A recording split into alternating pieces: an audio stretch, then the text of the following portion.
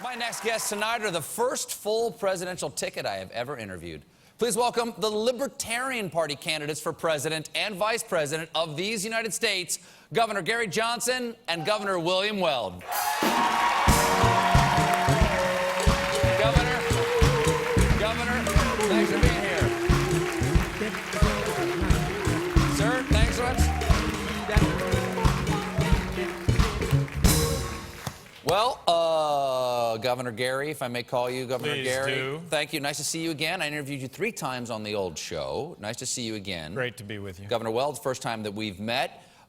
You gentlemen, you were the 2-term governor of New Mexico. You were the 2-term governor of Massachusetts, both Republicans.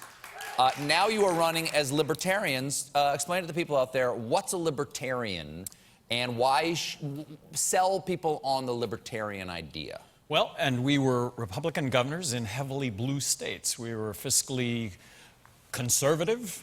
We were socially liberal. The notion that people should be able to make their own choices in their own lives always come down on the side of choice.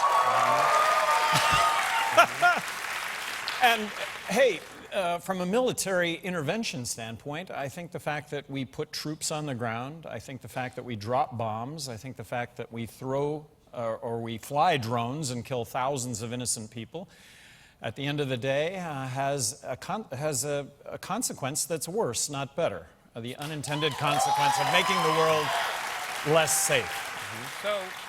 So I like to say that I want the government out of your pocketbook and out of your bedroom. And in fact, I told that to the Republican convention in 1992. This year, it seems to me, you pay your money and you take your choice. With the Democrats, you get the government in your pocketbook, and with the Republicans, it's much worse because you got the government in your bedroom.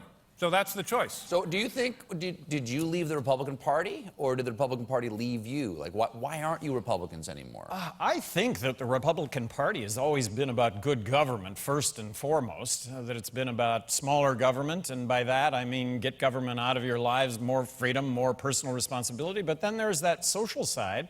You know, a woman's right to choose, marriage equality, legalizing marijuana. Come on, let people make choices in their own lives that only people should be making.